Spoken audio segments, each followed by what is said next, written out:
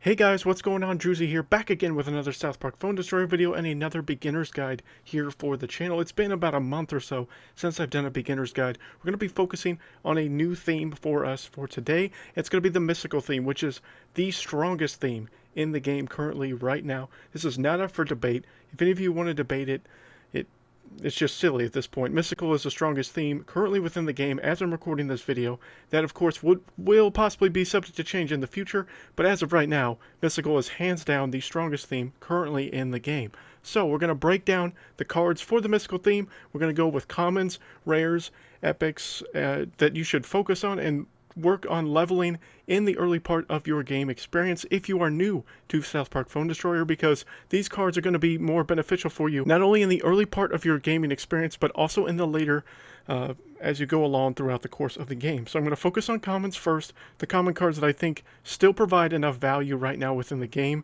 to focus your energy and attention on. Maybe not right away, but at least at some point during the course of you playing the game.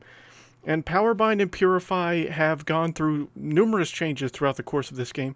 The main big ones have been that their energy increased by 1, and then their power ranges were also nerfed as well at one point throughout the course of this game. This was widely debated, a huge topic of discussion within the community for a stretch of time after these went live. But Powerbind is still a useful spell right now within the game. It's great at stopping, more so when you get too much later on in the game, especially in Legendary Arena, where there's a lot of people have very strong legendary cards that will have charge abilities, and also epic cards that have strong charge abilities, and you're going to want Powerbind to be able to help nullify some of those charge abilities at some point. I'm not saying put your effort into Powerbind right away, because there's gold that you could be spending on these spells you could be spending on much other more useful units during the stretch of the game. So I would wait on Powerbind until you get into at least 45 of Silver Shield, and then into Legendary Arena, focus your attention on Powerbind and Purify both at that time. Until that point, I would leave these two spells relatively alone. Still collect the cards. If you want to donate them, that's fine. But at some point, you're going to want a decent level of these spells to be able to increase their range, because they're going to provide value for you again once you get deeper into Legendary Arena. I think Angel Wendy still has some value right now within the game, and a range card you can focus your attention on early on in Mystical. I haven't been doing so myself. I may do it at some point. This again is my free-to-play account that I'm showcasing all this content for you guys on these beginner guides. I'm not doing it on my main account because I want the free-to-play player base to understand which of these cards are more important in your early leveling experience. But Angel Wendy is someone you can put your effort into. I, again, haven't, but she's someone that you can, just purely because her charge ability, that heal, is pretty useful. She gets it a decent amount of the time, and she has pretty decent damage, pretty decent scaling for a common card. She's not the greatest common card in this theme, but she does have some value. Early on, I would put some effort into Friar Jimmy, primarily only for PvE grinding. For PvP, Friar Jimmy has fallen off a cliff as far as usefulness, and the primary reason for that was the common nerfs. But Friar Jimmy has that aura, that heal, has some value for you, especially in the early part of your leveling experience as far as trying to get your PvE grinding done. I would put a little bit of effort into Friar Jimmy. I wouldn't get him past level 3, and if you don't need to level him, then you don't need to level him. There are other themes or other cards within this theme, especially common cards, that I think I would put some more effort into. As you see, I got Friar Jimmy to level 2. I didn't really go beyond that very much. I'm only about midway through level 2 to get him to level 3.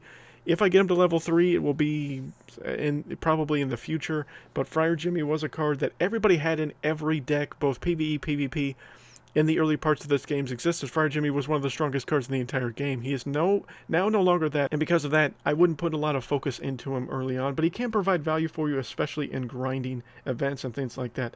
I think Poseidon's Stand is a underappreciated common card for PvE, especially, maybe not PvP, but for grinding in PvE. His slow is really good. It's got buffed recently with Tally's slow aura, and because of that, that slow is pretty significant now.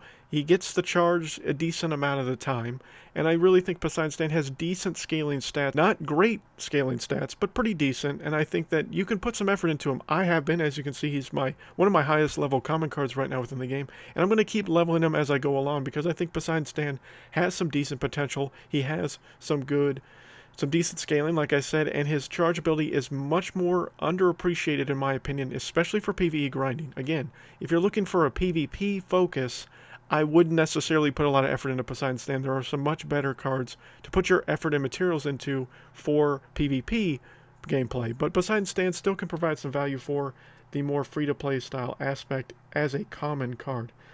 And outside of that, there's really only one more common card worth putting your effort into, and this one is probably the most important common card, in my opinion, is Priest Maxi. Now, some of you may argue with me on this, but Priest Maxi actually has really good value for his cost. Now, if you're going to use Priest Maxi, there is a catch to be the most effective with Priest Maxi. He is a very expensive card at 6 energy. It doesn't mean you need energy staff or anything like that to make him viable. You will need Pope Timmy. And Pope Timmy is one of the strongest cards in the game. Until he gets nerfed again, Pope Timmy is still a ton of value. He at one point was 7 energy cost, and it was probably one of the most useless cards in the game. Then he lowered an energy cost and got a huge buff to both health and damage output with the epic buffs. But if you're going to roll Priest Maxi, again, you must play Pope Timmy to truly take advantage, because if you don't, Priest Maxi is going to be canceled a lot, especially once you get into the higher tiers of Silver Shield and Legendary Arena especially. Almost everybody will have at least one direct cancel card in their game, whether that's Unholy Combustion, whether that's Cock Magic, or whether that's Transmogrify. They will be in those people's decks, and if they're not, then they're just plain foolish at that high of tier of PvP.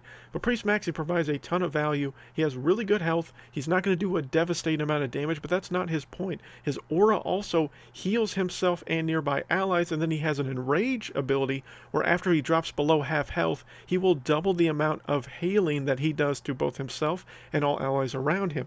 I think Priest Maxi is one of the best challenge mode cards as well out of almost any card within the game. If there are a lot of challenge modes where Priest Maxi has excelled above and beyond a lot of other cards. Again, he's not the best challenge mode card, but he's definitely in the top 10 in my opinion in this game. So he's useful for you in challenge mode. He's useful for you in PvP if you level him correctly and use Pope Timmy with him, and he can provide a ton of value in PvE. He is probably the best common card in my opinion for this theme, and he is one that if you get, once you get Priest Maxi, he's now available all over the place. You get him in free packs, you can get him in lockers, you can get him in PvP packs, you can even request him from your team. Priest Maxi is a card that I am definitely going to focus my attention on, because he's a poor man's really useful tank. In all honesty, at level 5, level 6, he can provide a ton of value for you guys. And so I would definitely put some attention to Priest Maxi. I would not just ignore him just because of his energy cost. Don't be afraid of energy as much as you were in the early parts of playing this game, because energy meant a lot of things. It was a lot of low energy cost decks. Now you see a lot more mid to higher energy cost decks overall. But again, if you're going to play Priest Maxi, you need Pope Timmy to truly be effective. Now let's go look at some rare cards, guys. And probably my favorite rare card in this, and one of my favorite rare cards in the entire game, is Cupid Cartman. Is Cupid Cartman the best rare card in the game? No.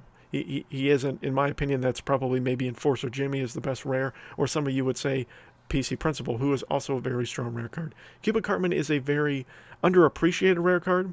The fact that he flies, the fact that he has insane movement speed, his range is a huge weakness for him, and his damage scaling I think is a little underwhelming to some of the other cards within the game. But on my main account, I have Cupid Cartman to level 6. If you want to see some gameplay of me with a level 6 Cupid Cartman, I have plenty of videos with that, including some specific videos with just focusing on Cupid Cartman level 6. He is very devastating in a lot of scenarios for me. I love Cupid Cartman. He's in almost every deck that I roll mystical as a theme, because I think he's very underappreciated, especially the fact that he flies, and you have something like regeneration at a decent level. Cupid Cartman can stay alive for a long time. He can do a ton of damage, and he will decimate a new kid's health bar, especially if you get someone like Bounty Hunter Kyle or even Ninju, somebody to boost the amount of damage he can do, or even Gunslinger Kyles, but any of the Kyles that can boost the amount of damage he can do, Cupid Cartman is just going to be that much more devastating. And I think that because he's a flying unit, he can take out other flying units very easily. I use him as a very good cancel for Terrence Mephisto. I use him as a cancel for Bounty Hunter Kyle as well, or even Nathan, any of the flying units, really. I think Cupid Cartman, his attack speed isn't stellar. It's good enough. But the big weakness for him is, I think, his damage scaling and his range. But outside of that, he is very, very useful card. I would definitely highly suggest you put some effort into Cupid Cartman. Maybe not initially right away, but definitely throughout the course of your leveling experience. I think regeneration has made a resurgence in this game after the nerf to Hallelujah. I think regeneration is more valuable than Hallelujah is now. Both of these spell cards that have healing components to them are very useful for both PvP and PvE. You will probably see a lot more regeneration now. Regeneration is better suited for more medium to light health units.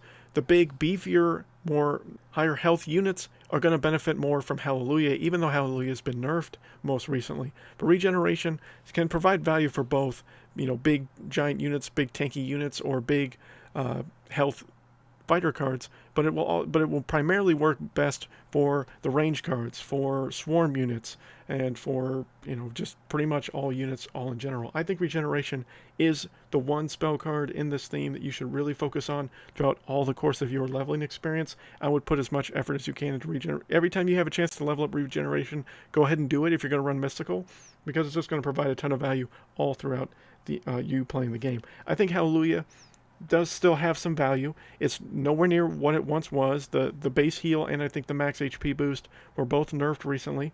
Not substantially, but enough to where Hallelujah has, I think, fallen down as the best heal spell in the game. It was too strong for a little while there, and the cards that within this theme and you just had Hallelujah, the game was pretty much over.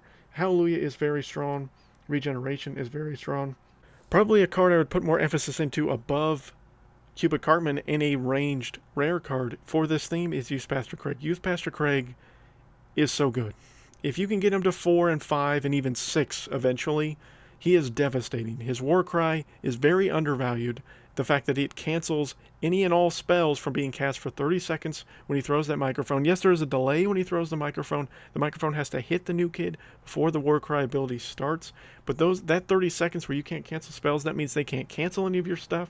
That means they can't poison you. That means they can't use healing for themselves or mind control you or anything.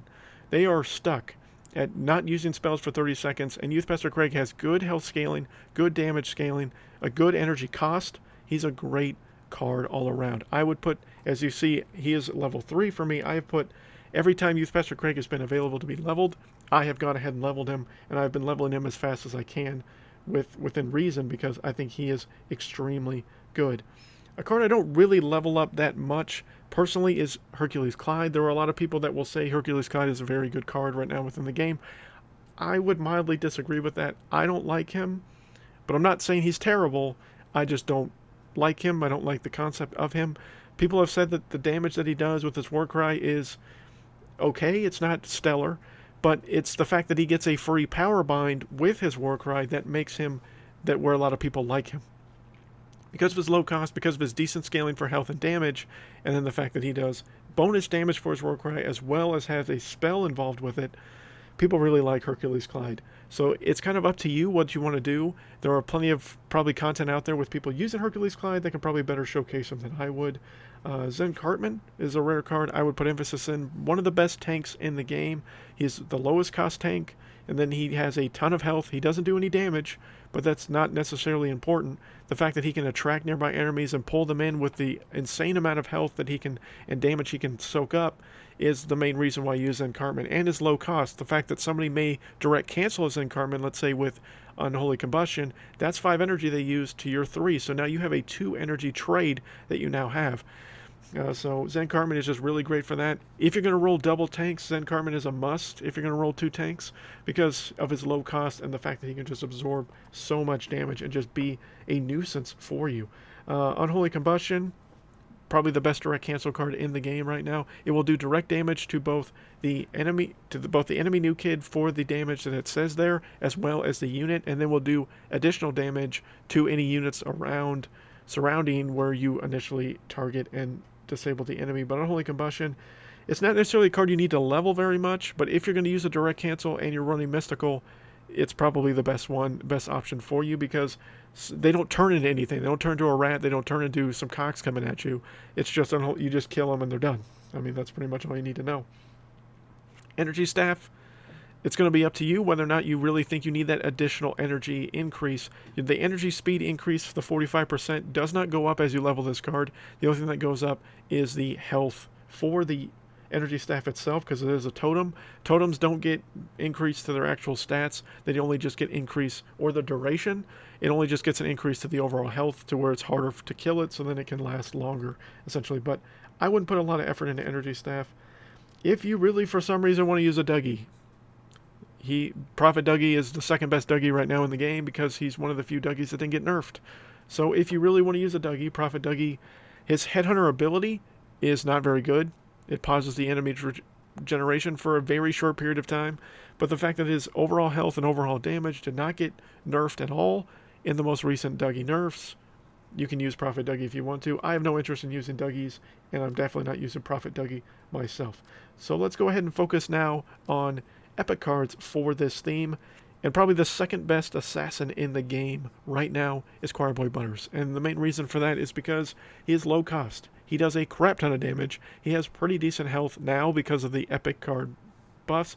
And his Death Wish gives you a little bit of extra energy, about 1/6 of a bar, essentially, every time he dies. So no, you're not getting like one whole thing of energy back to where Choir Boy Butters only costs 1 energy. That would be insane. You get about an 1/8 to a 16th, somewhere in there, of a bar of energy back, which is not a ton, but it's something. I mean, I guess it's something. It's better than nothing. It's just his health and damage is the upside of Choir Boy Butters. He has a little bit slower attack speed than some of the other assassins. In fact, some of his other Butters, he's the slowest attacking Butters, I believe, as far as base attack speed. But his damage and health are insane. If you get Choir Boy Butters to 3, 4, if you get him to level 2 early on and max him out, he can one-hit pretty much almost anything except, obviously, a tank and a beefy fighter card. But any other assassin, forget about it. He's going to pretty much one-hit kill it. So Choir Boy Butters is definitely someone you should put some effort into. Hercules Clyde is probably hands down the best assassin in this game right now. Yes, he's a 3 energy cost, but his Death Wish is actually good. You double the energy for 4 seconds, and he has the exact same health and damage scaling as Choir Boy Butters, and he attacks faster. So technically he does more damage over time than Choir Boy Butters does because of his attack speed is, I think, one of the fastest in the entire game. I think it's in the top 5. It's not the best, but it's up there.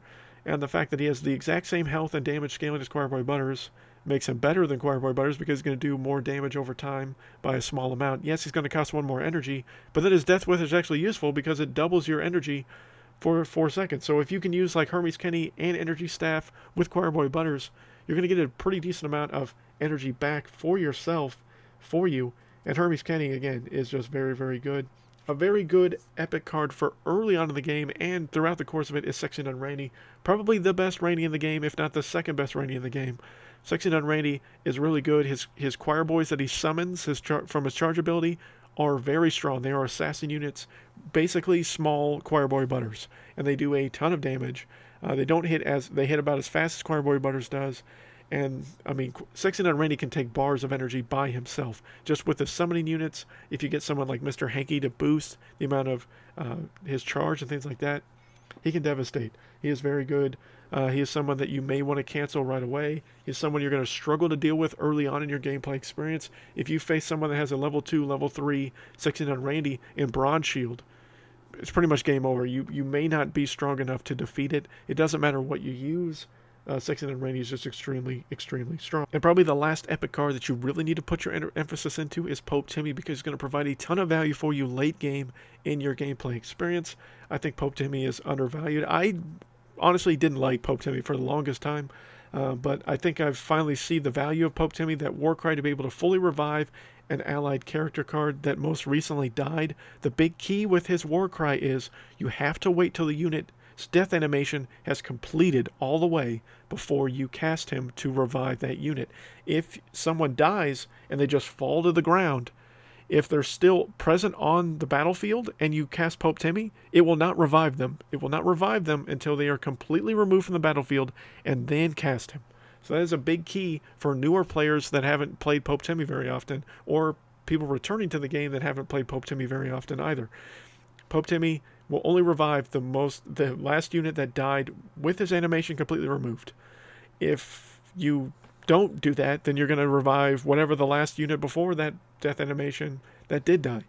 So sometimes you might be, say, you were playing Priest Maxi gets insta-killed, but you also had, say, an assassin die right before Priest Maxi, and you didn't wait till Maxi was completely removed from the screen before you cast Pope Timmy, then you're going to cast that assassin back in instead of Priest Maxi. So Priest Maxi or any other main tank, that's probably the main focus you should have with Pope Timmy, or if you're lucky enough to have a legendary card, you can use it to use with a legendary card, something like Manbear Pig, or maybe Stain of Many Moons, or Witch Doctor Token, something along those lines, a very strong card that you really want to have as often as possible. Pope Timmy is great at reviving them back, getting that cancel removed, and now you have both that unit back and a very strong range unit on top of it to also assist you in doing a ton of damage and being overwhelming. The other card that you might get early on for this theme that is also an epic card is Imp Tweak. I actually like Imp Tweak personally. There's a lot of people that don't. His value is still up for debate. It's kind of back and forth. His energy cost was lowered. His health and base damage were increased about 2 months ago before making this video.